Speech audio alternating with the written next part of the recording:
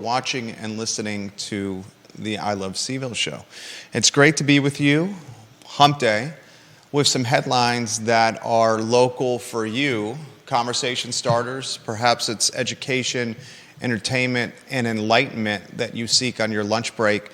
We try to discuss topics that matter to Charlottesville, Albemarle County, and Central Virginia. It's a 300,000 person market that is dynamic, sophisticated, affluent, educated, looking to be challenged.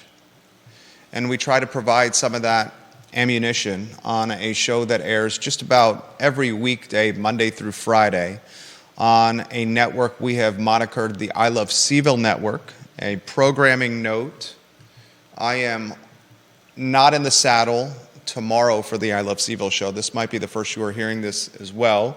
I am touring some real estate in person. And that tour, unfortunately, could only happen midday during the program, but I will be back in the saddle Friday for the show. Take a look at the screen for some topics we're going to discuss. The first three headlines involve a story that was in the Cavalier Daily about a rolling billboard, a box truck. I think we have a photo. Make sure we give photo credit to the Cavalier Daily with a lower third anytime that's on screen. You could come up with a headline for the top line for the lower third. You could call it, billboard truck calls out BoV, UVA BoV. And then the second line on the lower third, you can say photo credit, Cavalier Daily. It's a box truck that's calling for the resignation, viewers and listeners, of Robert Hardy, the rector. This truck seen all over grounds. Yesterday it was seen at 9:30 a.m. outside of Gilmer Hall. It was seen on McCormick Road around 12:30 p.m. yesterday. It was seen outside the UVA chapel around 2:40 p.m. yesterday. One of the truck's digital rotating screens had a call to action message that read, and I quote, "Rector Robert Hardy won't confront anti-Semitism," end quote. Another rotating screen said Hardy is unfit to lead UVA. The university spokesman Bethany Glover said the University of Virginia is working to identify the person or organization that hired this rolling box truck. Let us know if you have those photos on screen of the truck, so we can encourage the viewers and listeners to take a look at the screen. This is a dynamic storyline, and a storyline that stemmed or was birthed in part by a contentious Board of Visitors meeting that saw Robert Hardy, the rector of the BoV, go toe-to-toe with Bert Ellis, the embattled Bert Ellis. How would you characterize Bert Ellis? Embattled, infamous, yeah, sure, legendary, known up and down the eastern seaboard, the same Bert Ellis who's a board member, a college and Darden alumnus, who traveled from Georgia with a box cutter across state lines for the sole purpose of going to the lawn to knife, dice, cut, slice a sign off a student's front door on the lawn of the University of Virginia that he found offensive.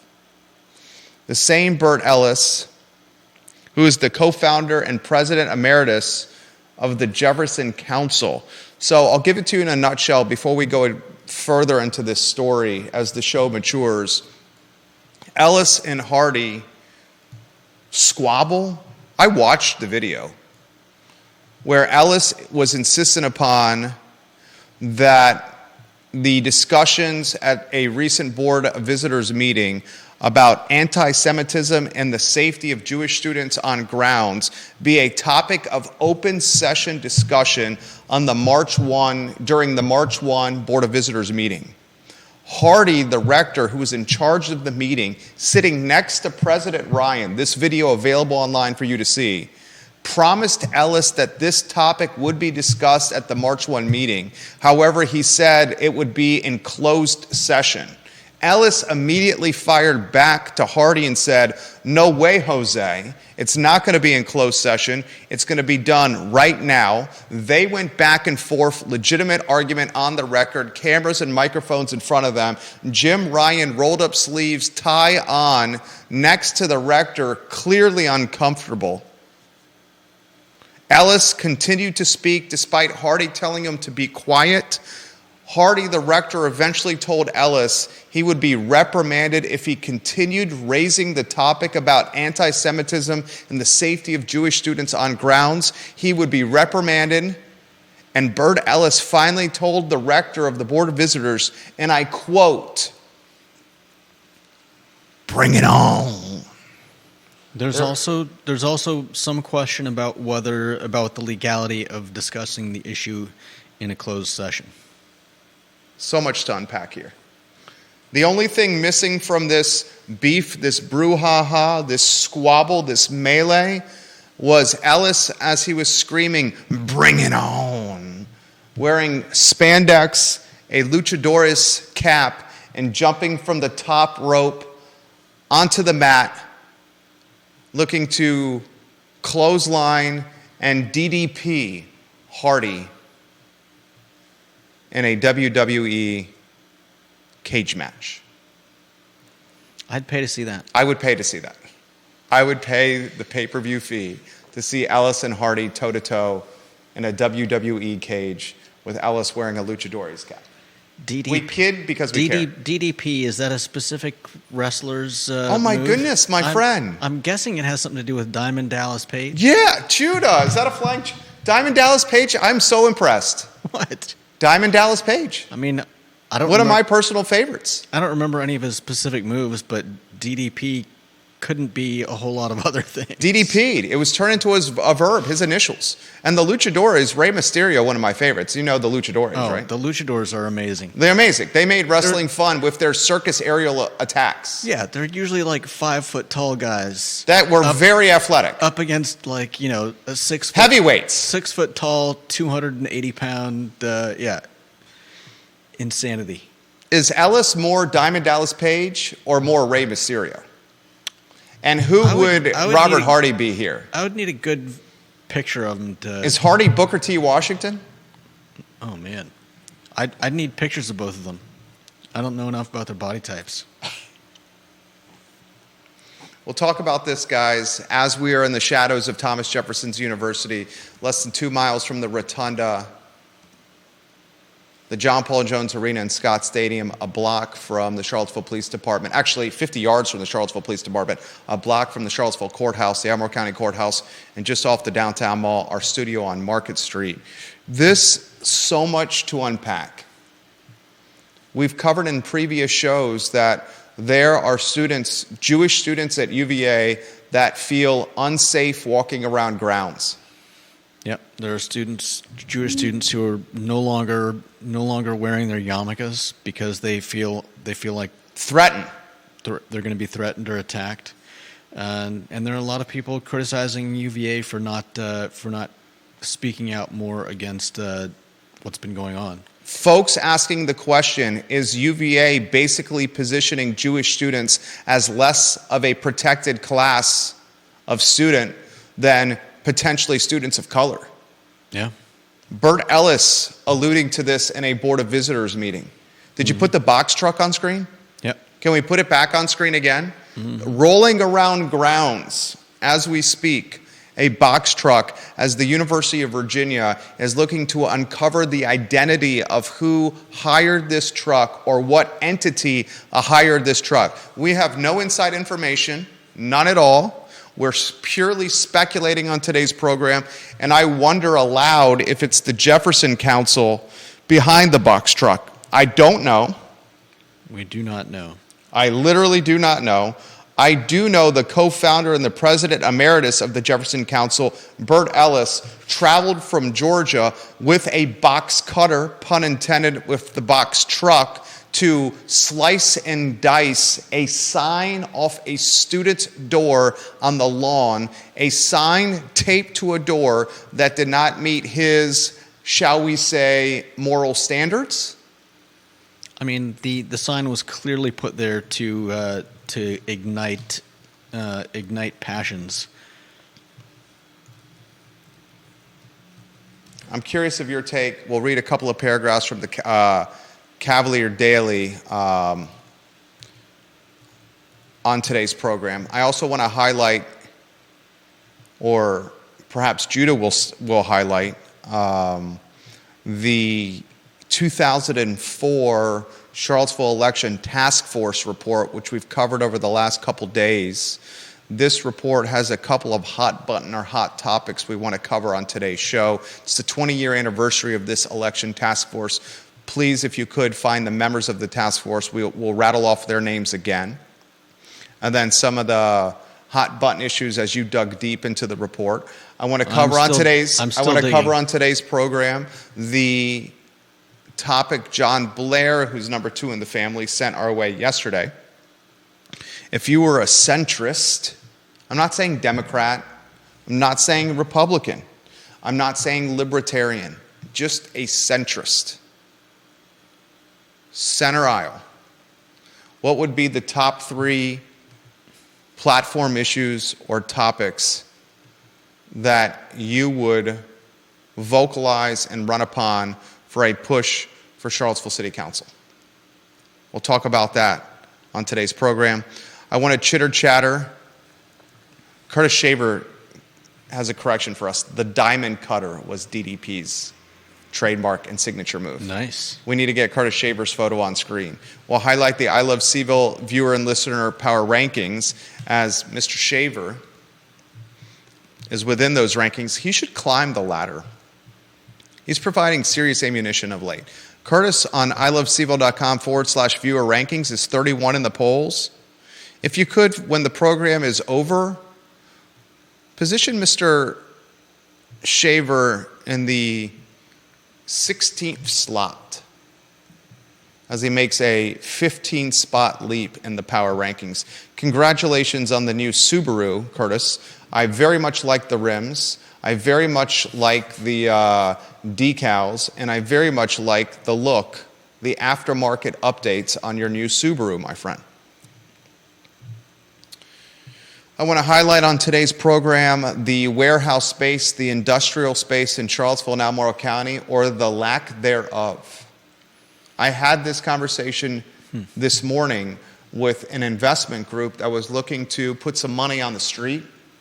And as they were looking to put some money on the street, they were looking to acquire positions and businesses across Central Virginia in certain silos. And one of the aspects that came up in conversation, it was about a 20-minute phone call with this investment group, is industrial or warehouse space that could potentially be a hub for distribution.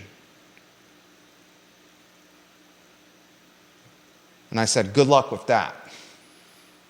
Yeah.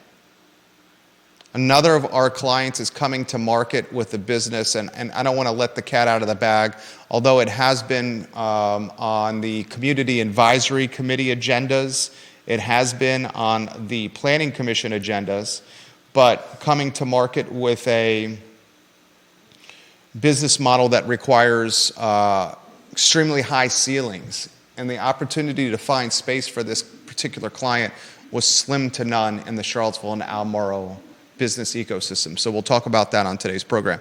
But first, the lead of the show, as we weave you in on a two-shot, if you're not, J-Dubs, is the article in the Cavalier Daily that is must-read material. Yeah. The headline is Billboard Truck on Grounds Calls for Resignation of Board of Visitors Rector Robert Hardy.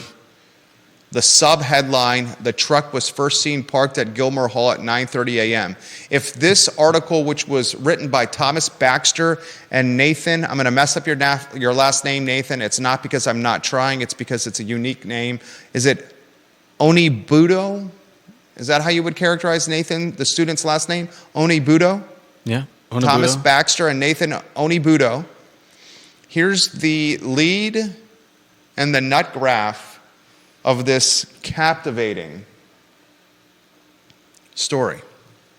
This morning, a small truck with LED screens on all sides calling for the resignation of Robert Hardy, the rector for the Board of Visitors, parked in front of Gilmer Hall near the first-year dormitories on McCormick Road.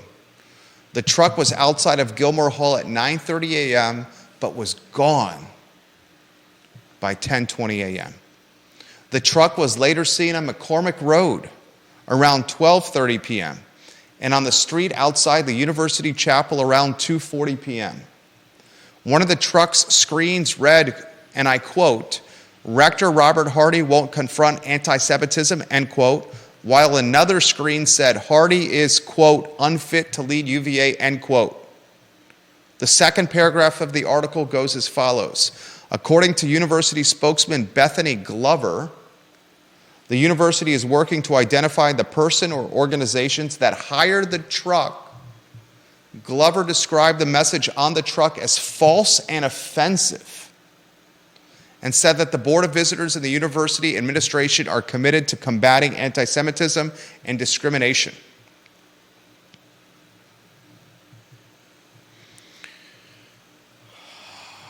Here's the nitty-gritty. I'll set the stage.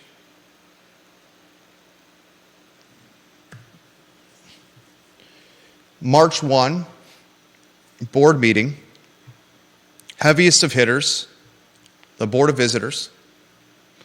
Folks on the board, Rector Robert Hardy, Vice Rector Carlos Brown, Robert M. Blue, Mark Bowles, Elizabeth Cranwell, Thomas DePasquale, Bert Ellis. Would you say Bert is the protagonist or the antagonist in this particular turn of events? That's a tough one. I think it depends on your perspective on this and your perspective on him as well. I think a lot of people might say he's the antagonist. But he's being antagonistic, I think. But he drives the story. Yeah. Without Razorblade Ellis, there is no story. Yeah. I mean, taken that way, he's the protagonist. Not even close. The protagonist antagonizing, but the protagonist driving the narrative. Is Hardy the antagonist to Razorblade Ellis's protagonistic behavior? Yeah. The Honorary Paul C. Harris on the Board of Visitors, Baber Latif, the good doctor on the Board of Visitors, Stephen Long, Paul Manning, over $100 million in donation to the University of Virginia, the namesake of the Biotech Institute on Fontaine on the Board of Visitors, James Murray, heavy hitter right there, John Now III, the Honorable L.F. Payne, Amanda Pillion, Rachel Sheridan, Douglas Wetmore, Tish Jennings, and Lillian Rojas, closing out the Board of Visitors. So here's the nitty-gritty. On March 1, these heavy hitters had a meeting. Razorblade Ellis, the co-founder, the president emeritus of the Jefferson Council, insisted on the record with cameras and microphones pointed to him and under his mouth. He's talking into a microphone. It sounds like he started off just trying to discuss it. He tried to discuss it, that's correct. He immediately received pushback from Hardy, the rector, saying the anti-Semitism and the safety of Jewish students will be a topic in closed session. It is not a part of open session. Open session is reported upon or can be reported upon by the media, and you can watch the open session online, the video archived on the interwebs. Razorblade, I'll go to Bert Ellis. I kid because I care, Mr. Ellis. I kid because I care. We'll use Mr. Ellis here.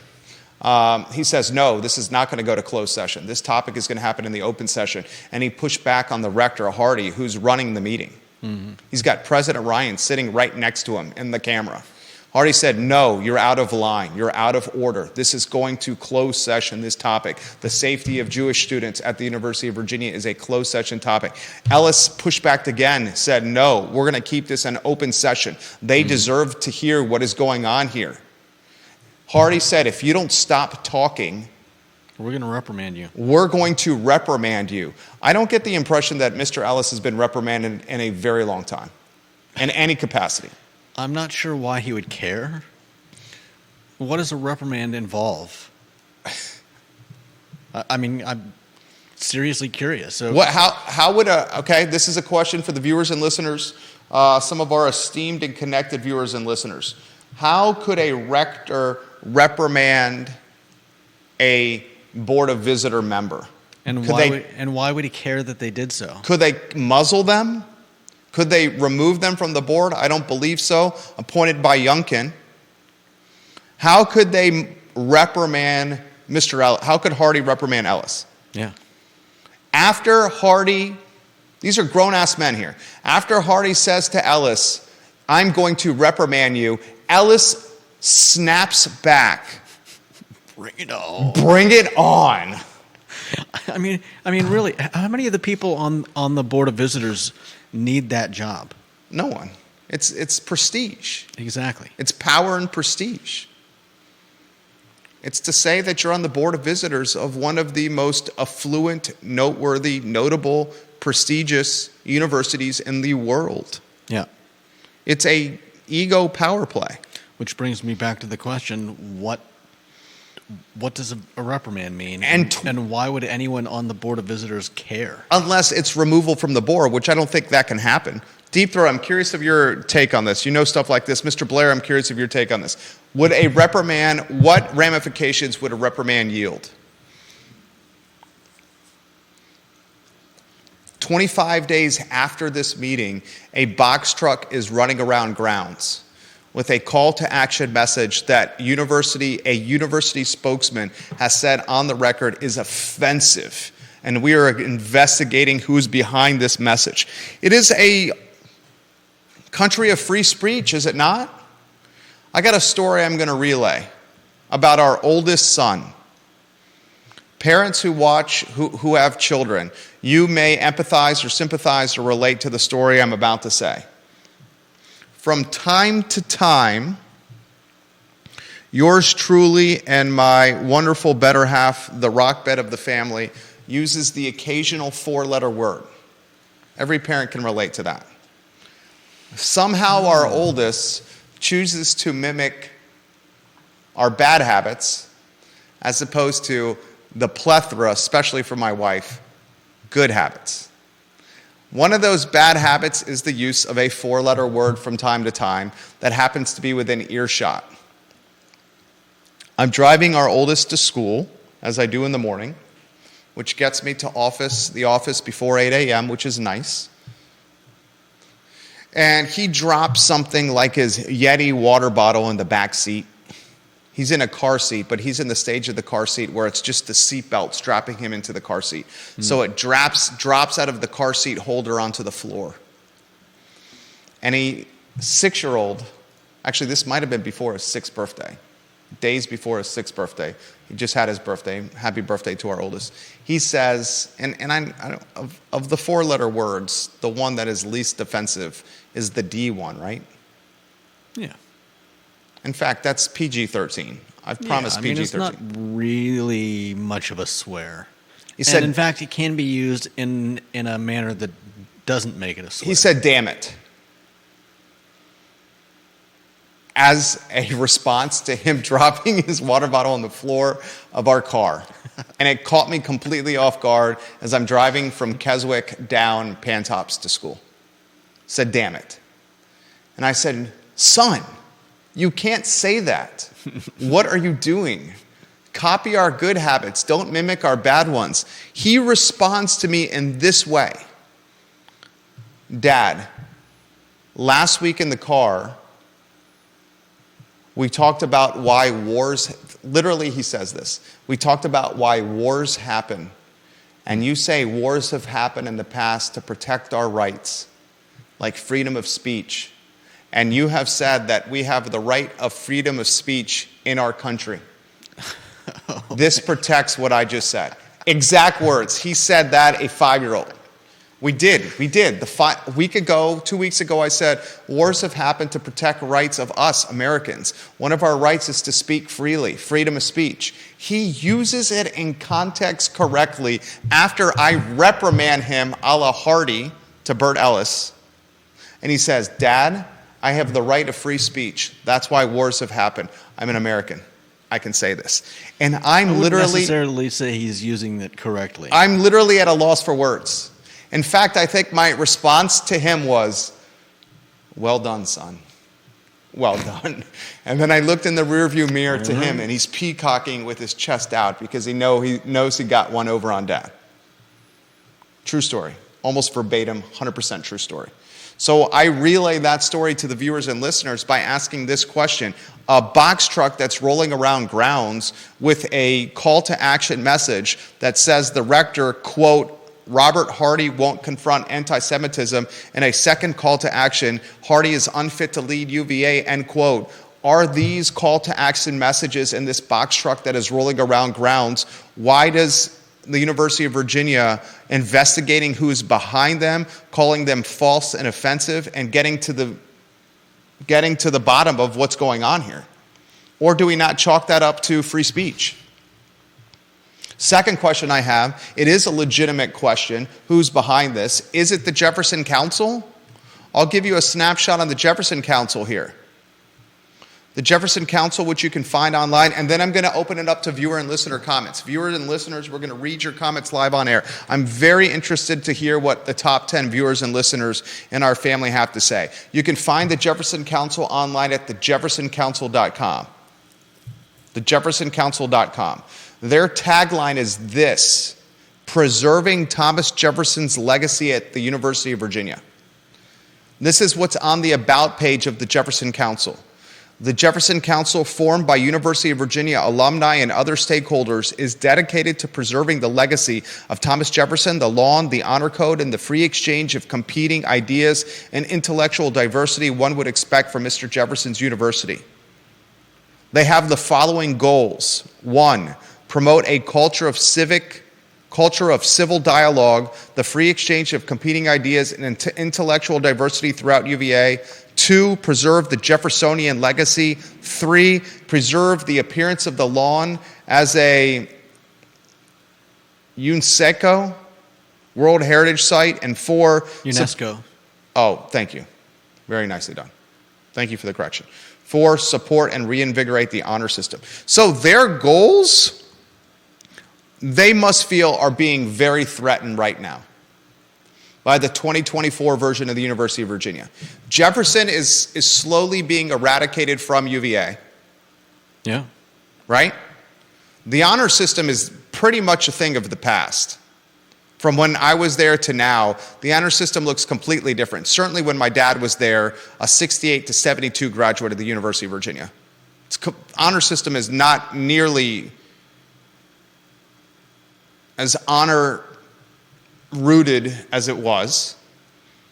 And they feel a subset of university students, Jewish UVA students, are being mistreated and are not as protected a student class as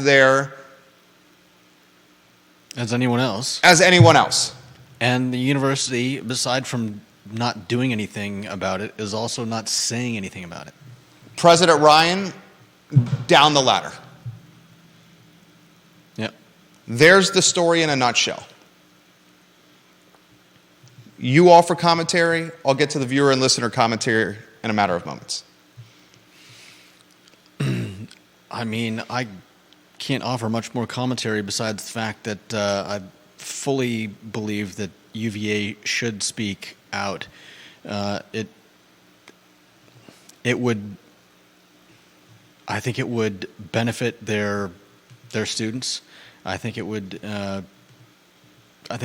make a statement that needs to be made, especially considering all that's gone on and all that UVA has allowed on the campus. There have been a lot of statements by certain groups about the Palestinians, and I would assume about Hamas. And the fact that the university is silent on those matters and silent on Jewish students feeling and being actually threatened, not just feeling threatened, I think is a sad state of affairs for the university and does not speak well about anyone involved. Judah Wickhauer, well said. John Blair, holding us accountable when it comes to our wrestling memory and lexicon. Mr. Blair sounds like he was a wrestling fan growing up. He says, "Oh my goodness, I thought you said DDT." Yeah. Which was Jake the Snake Roberts' finishing move. Oh, Curtis man. Shaver watching the program, he says the Diamond Cutter was DDP's move, Jerry and Judah. Me and a few friends went with our Bible teacher to the Portland South Portland Civic Center, something like that. Anyways, we went to a wrestling match. It was a lot of fun. We were rooting for Jake the Snake.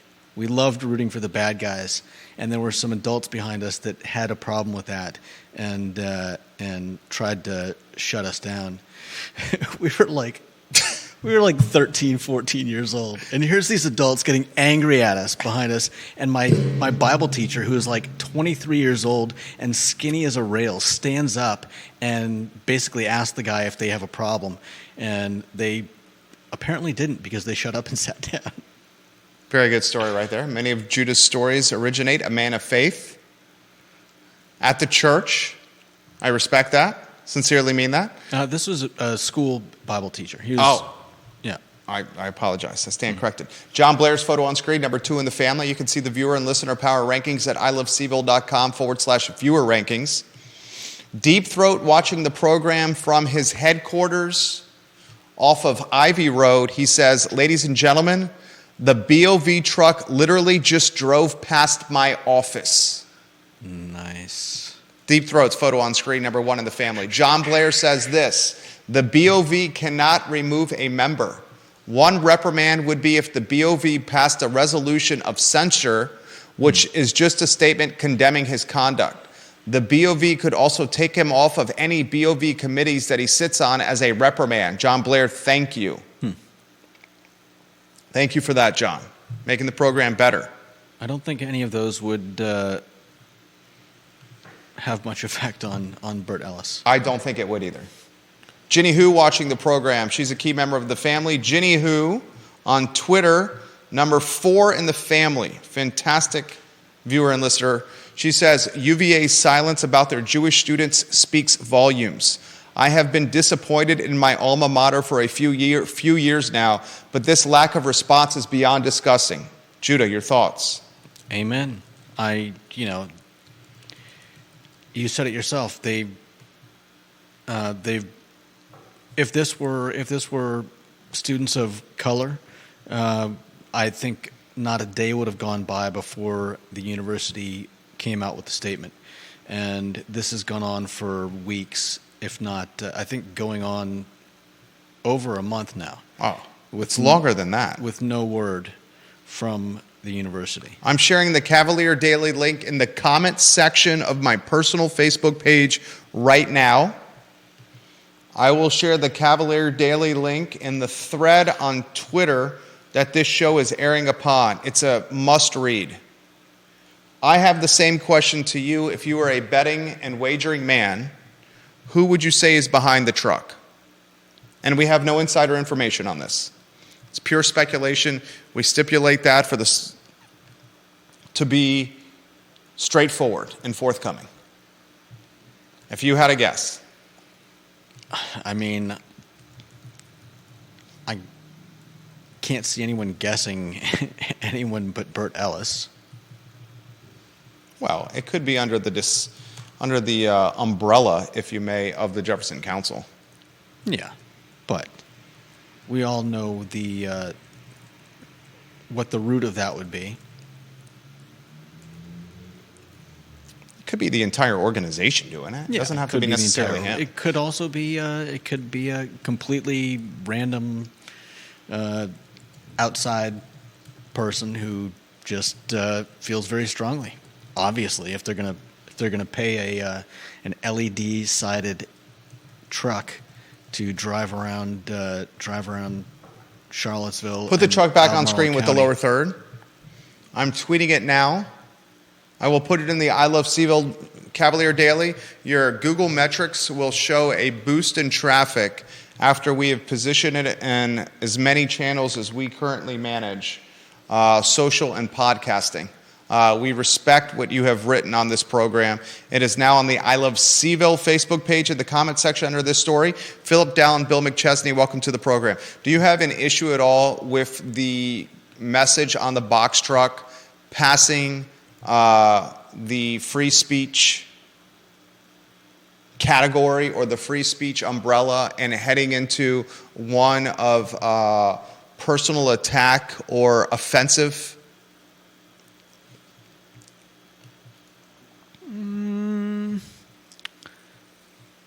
Not really. I mean, I don't feel like the attack is so strong that it would that it's verging into libel or that kind of territory.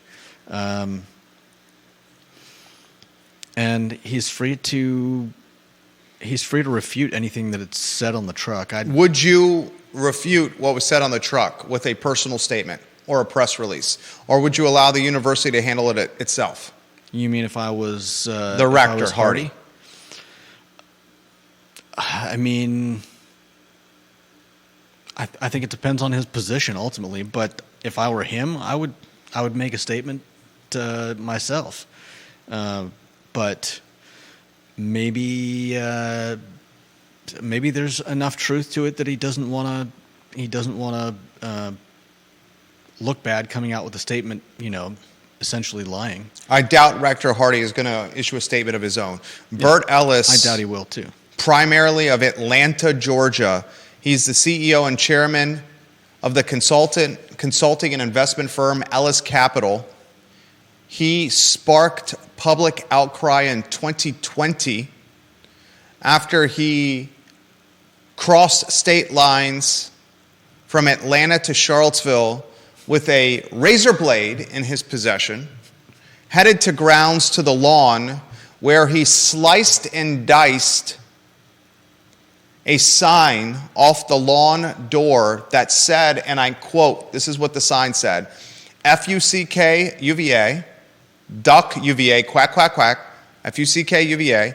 The sign also said on the lawn door, the front door of a student on the lawn, quote, and this was literally what the sign said. I'm reading verbatim, looking at the sign. I'm looking at it as well. KKK cops, genocide, slavery, disability, and black and brown life are operating costs of the university, end quote.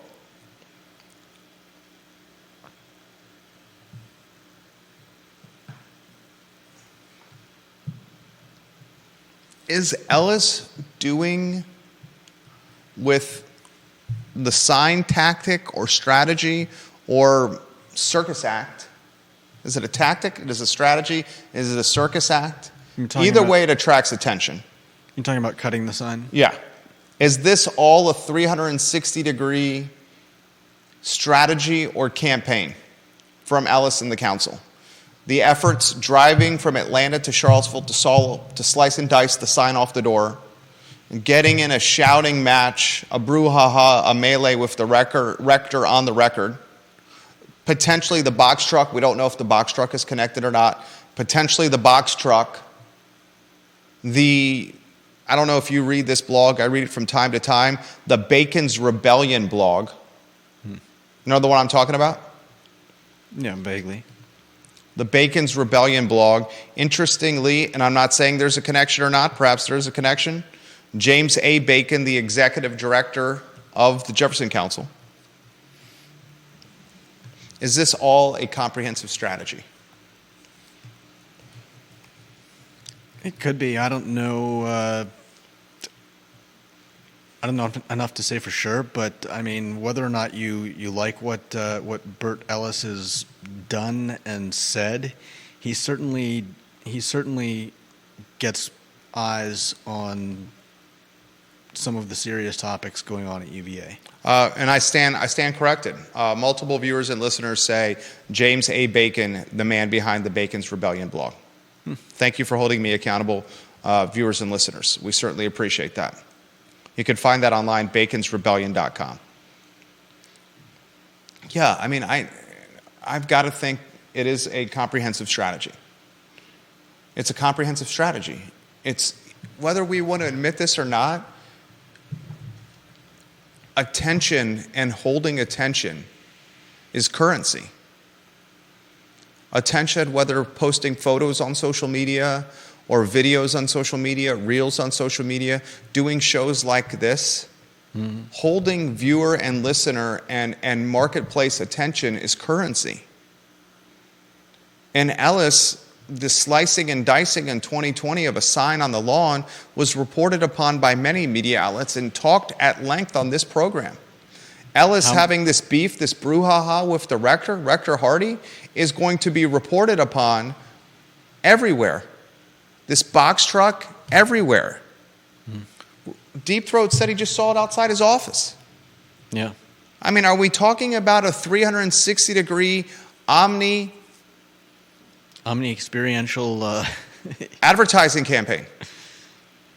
Are we talking an omni-experiential advertising campaign that involves events, in-person meeting, a digital call to action box truck, an altercation, a razor blade, a blog? This is an omni-experiential advertising campaign. Yeah. You were about to say something poignant. I apologize for. Was I? Looked like it. That's good to know. Bill McChesney watching the program. Get Mr. McChesney's photo on screen, please. Key member of the family. Mayor of McIntyre, we've dubbed him. 15 in the family. He says, that's free speech. The box truck. Vanessa Parkhill watching the program. Let's get Vanessa Parkhill's photo on screen. The Queen of Earlysville. Number 6 in the family, Vanessa Parkhill. The sponsors of the truck may be students, Ms. Parkhill says, particularly those who are feeling underserved by the university administration. Very well could be. Great point by Vanessa. She also says if a student living on the lawn hung a rope on their door that some perceive to be a noose, i.e. what happened with NASCAR and Bubba Wallace, and Mr. Ellis came with a knife to cut it down, he would be lauded by the masses. All depends on your perspective. Yeah, that's a great point. It is a lot about perspective. And as we said, the university has been completely mum about what the Jewish students have been going through.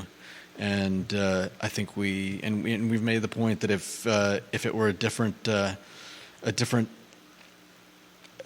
subset, a different group that was dealing with these problems, the outcry from the school probably would have been very different, swift, and likely there would have been speaking of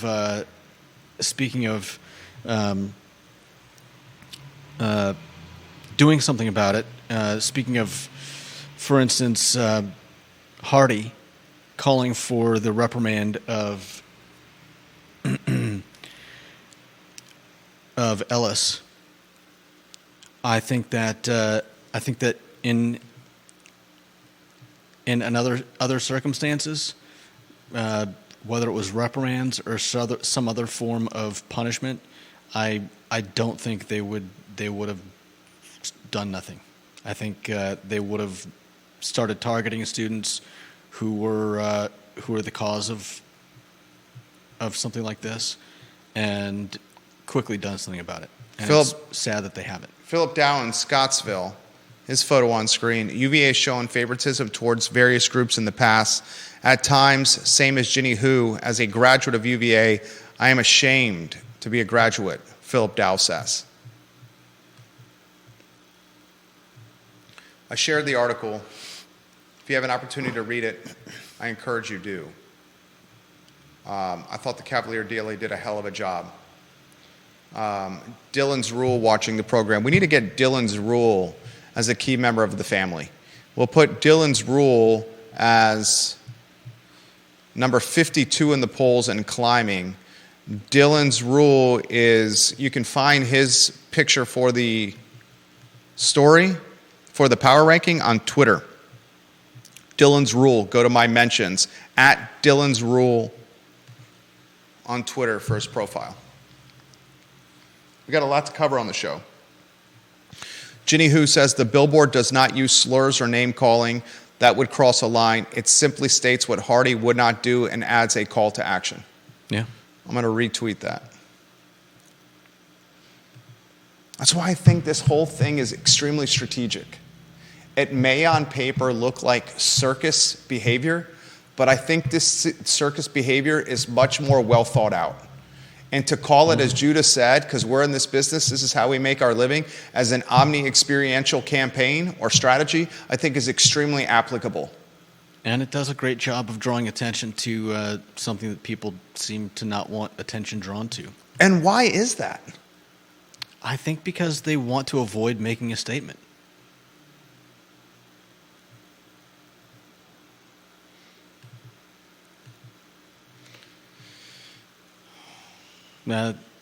It's clearly a hot... Was the reason to avoid making a statement the collateral damage we've seen at Ivy League schools like Harvard and Penn? Deep Throat, that's a question I have for you. What do you mean, collateral damage? Collateral damage in the president's office at Ivy League schools for not handling this topic the right way. Yeah. Is President Ryan distancing himself from this because of preservation? He probably doesn't. Personal preservation. He probably doesn't want to touch this with a 10-foot pole because... Personal preservation? I don't know if it's as much about personal preservation as it would be about just keeping the school's name out of the newspapers. But it's staying in the newspapers. Yeah, but I think it's less of a bad look to have the occasional story here or there saying, why hasn't UVA spoken up, than it is to actually make a statement and have one side or the other come out and make a big stink about it. Not a bad point. One-shot me so I could see the headlines if you could on screen. Or better yet, lower third the next headline on screen and read it out to the viewers and listeners if you could. You're on. Oh, let's go two-shot and a lower third. Well, I still have to get the... Okay, if I'm on, I'll look at it this way. Let's see. Very fluid. What's the next one? I don't even know what the next one is from where we are. Let's see. For a lower third, if you could put it on screen. We put them together as opposed to emailing them today. So I got it right here in front of me. CVille Election Task Force Hot Topics, the 20-year anniversary of the 2004 CVille Election Task Force. The election task force in Charlottesville was put together 20 years ago by local government officials, and the task force pretty much took a group of centrists or conservatives and had them offer a report on how to potentially better the community. Yeah. And we'll talk about this task force and some of the hot button topics that stood out to us. Deep Throat says, I think the administrators realize that this is a no-win situation for them because they have done so poorly on even-handed free speech policy for years and years. No doubt. I think there's much truth to that. And Ginny Who says, not making a statement is a statement in this case. 1,000% agree with that. Just like the Rush song said. 1,000% agree with that. Maybe the best comment so far. Not making a statement is a statement in this case here. 1,000% agree. Well done. Grayson watching this program. He says, Jerry and Judah, your shows have been fantastic of late. Thank you. I did not know about the Cavalier Daily article, but I will certainly read it after what you've covered today. Thank you for keeping us informed. Next topic, my friend, at the 125-minute marker with you and I in a meeting at 1:45 that's on the calendar. Show is yours. This Charlottesville Election Study Task Force report is really fascinating. I'm still working my way through it, but it's got some interesting stuff. Why they're doing the study?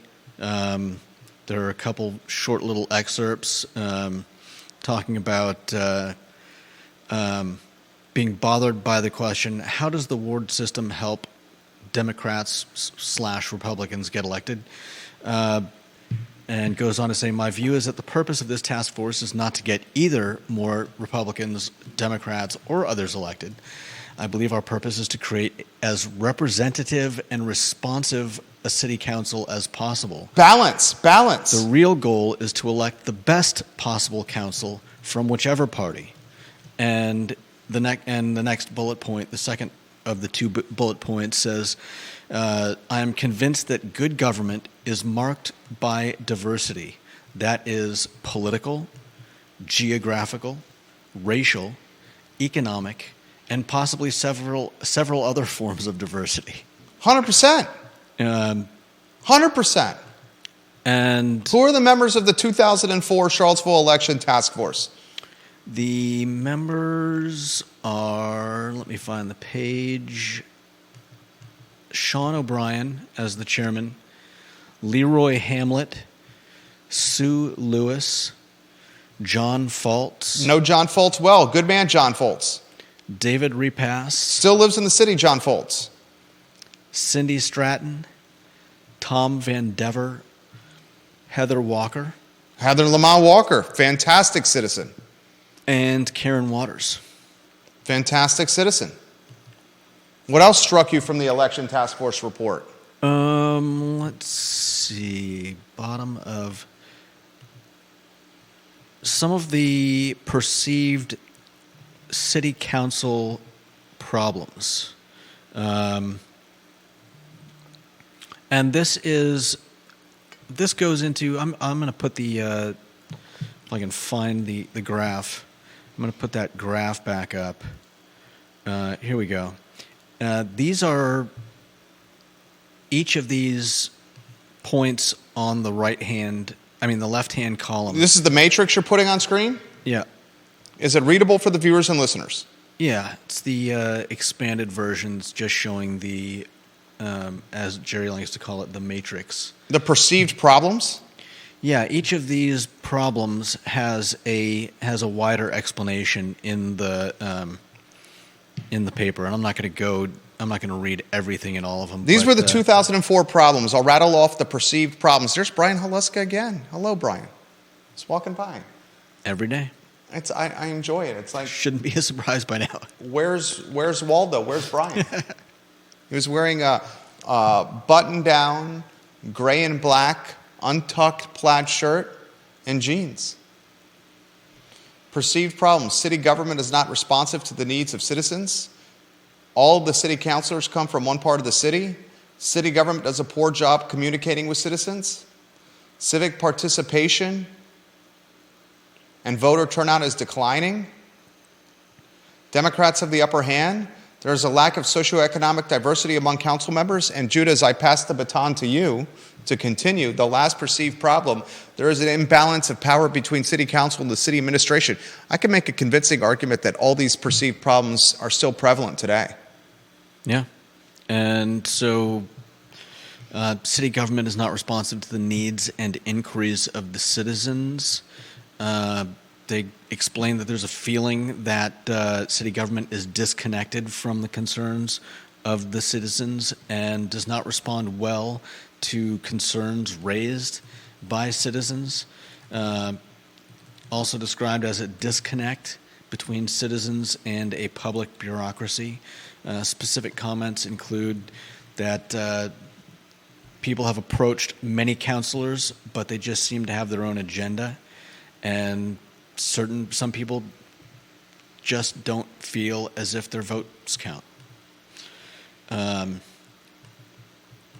This is discussed as a self-fulfilling argument, suggested that the reason there were not more people, particularly African Americans, at public hearings was that there's no point. Nothing is going to happen, just like the last time these issues were studied, and low voter turnout may be viewed as a symptom of this problem. And I can certainly see that as being a possible issue today, like you said. Why would somebody go to the voting booth if they have repeatedly voted in elections, voted for things that they felt strongly about, and continually seen nothing done. I think a big one is Democrats, number 5. Democrats having the upper hand. Many citizens feel powerless and unrepresented because Democrats have won every city council seat except one since 1988, and of course this was written in 2004, so it's not taking the last 20 years into account, but still, I think, fairly true. Being a Democratic Party nominee almost ensures election. Even though the Democratic nomination takes place in an open caucus attended by hundreds of rank-and-file Democrats, some feel that it's a closed system that makes it difficult for outsiders to win the nomination. This perception, combined with the cost of running at large, has made it very difficult for people not affiliated with the Democratic Party to run for city council. Charlottesville City Council 2023 general election results. There were 3 candidates that ran. Oshrin, Payne, and Snook.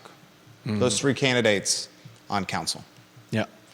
The Democratic primary, the primary race for council, there were 5 candidates that ran. Oshrin, Payne, Snook, Deshad Cooper, Bobby Fenwick. Get this. In the 2023 Democratic primary, which determines who's going to sit on the dais, according to CVillepedia, 33,650 registered voters. 33,650 according to CVillepedia. Ballots cast, what percentage would you put it at? Percentage of the 33, we should note that 33,000 is what, roughly 2/3 of the population. Population Charlottesville City, say 47,000. Yeah, so 33 is roughly 2/3. Give you that. And as a percentage of those who are actually registered to vote, I would say, I'm going to say 25%. Very well done, Judah Wickower. You're on point today. 23.68%, 7,968 ballots cast. So of 33,650 voters, 23.68% voted. Less than 8,000 people determine the people that allocate and spend the money for Charlottesville. Yeah. The general election had no competition. And that leads us into... And the Democratic primary only had 5 people on it. Yeah. Because the Democratic primary,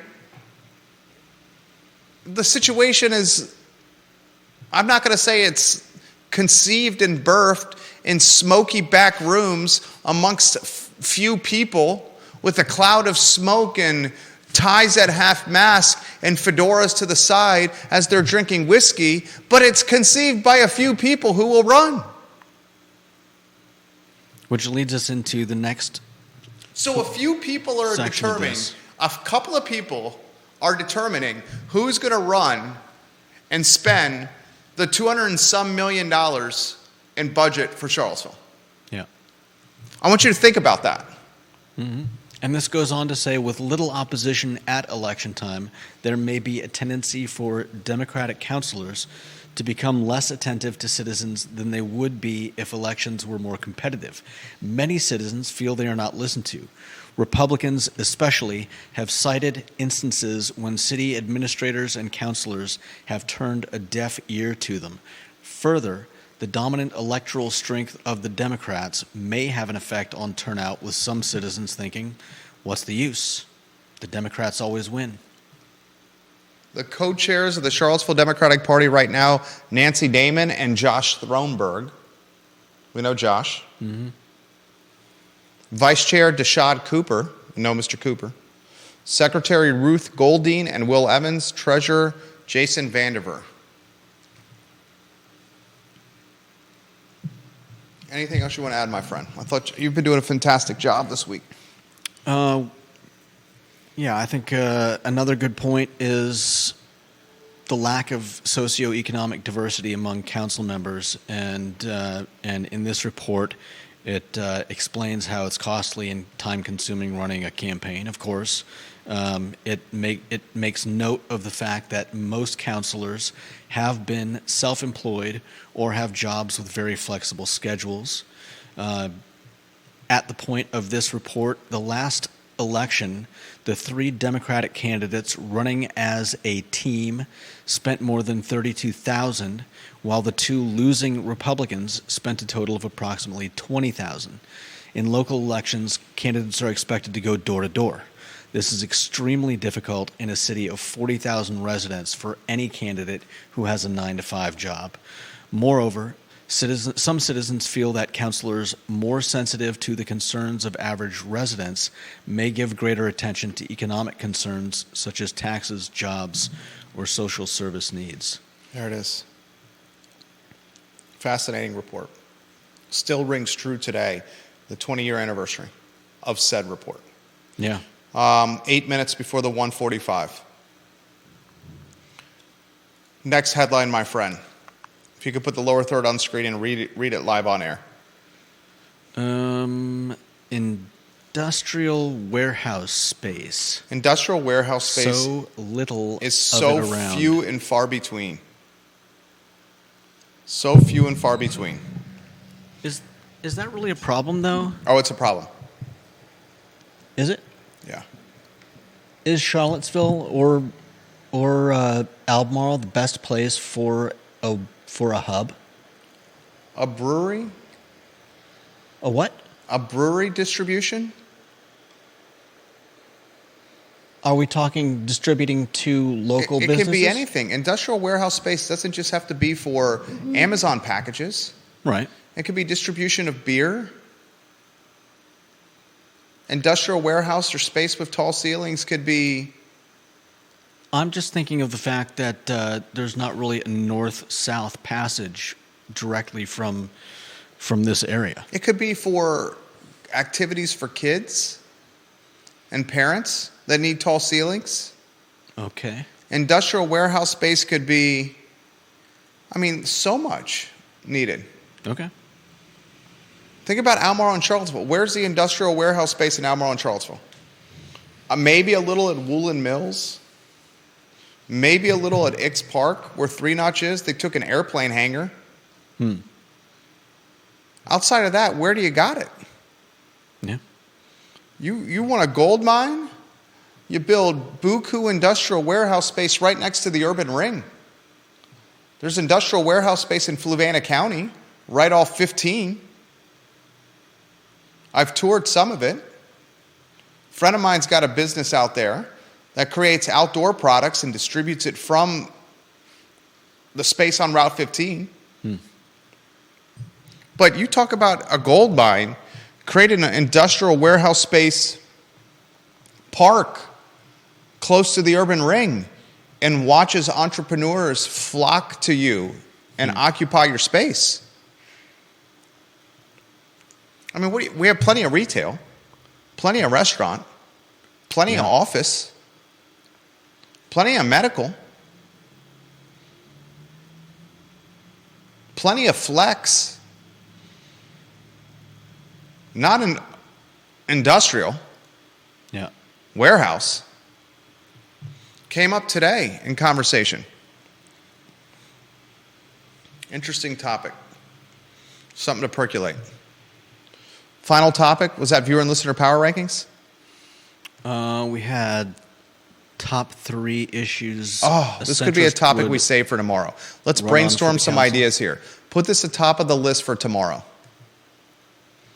on the headlines. We can, I'm off air tomorrow. I got to let Jesse know. Darn it. Jesse, are you watching the program?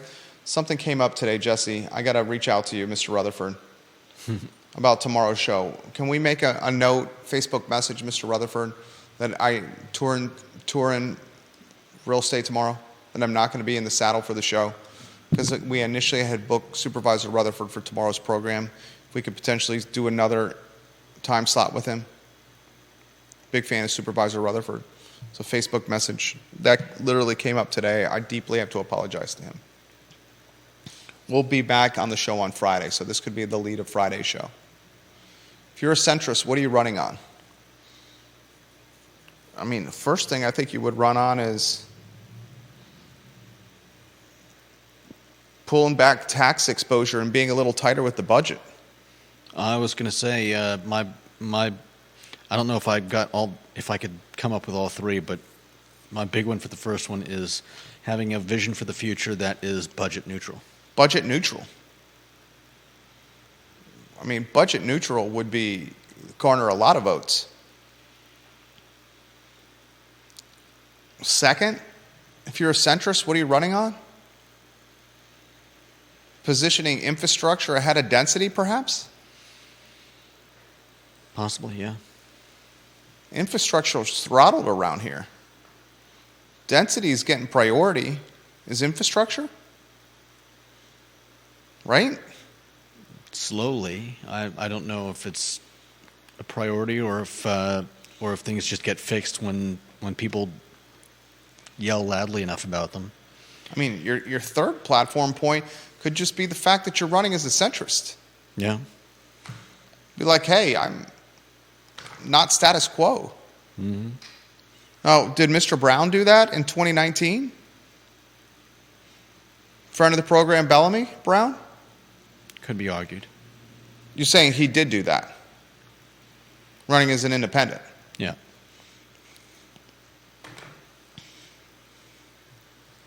That's a topic we can really take a deep dive in on Friday. I would like to get the viewers and listeners' takes on that topic. Closing thoughts. McChesney says, fix the streets. Yeah. I would mean in that scenario, he's talking about, like, say, potholes and I also wrote down making our roads safer. biker pedestrian safety. Is that what you're talking? I would imagine all of that. I mean, fixing the potholes, we've had far too many news stories recently about pedestrians and bicyclists getting hurt. High Street, the driver of the vehicle that sideswept essentially the bicycle rider, caught on camera on High Street. There's been a lot of it lately. Yeah. All right, that's the Wednesday edition of the I Love CVille Show. Programming note, I am off air tomorrow. Back in the saddle on Friday. You're free to host the show if you'd like tomorrow. I understand if you do not want to. Back in the saddle on Friday. We'll lead with the centrist talk tomorrow. We'll have that unpacked really nicely for you. Judah Wickhauer's been on absolute fire lately. Give the man some props. If you like the show, let us know. Tell us, great show, good job. Share the show. Do we not work very hard on this? We do. Very hard on this. That's the only thing we ask in return. I'm Jerry Miller. It's the I Love CVille Show on a Wednesday. I've got a final. Oh. I want to shout out to. Oh, you have a final thought? Okay. We talk a lot about the students in the area, and I want to give a shout out to the students because. Give us the final thought and then close the program. You got about 30 seconds before 1:45. I'm trying to. Okay. Charlottesville Catholic and Albemarle High students took home 2/3 of the Virginia Piedmont Regional Science Fair top prizes. Amazing. It's good stuff. Congrats to all involved. And that's it for the news today, folks. Have a wonderful afternoon.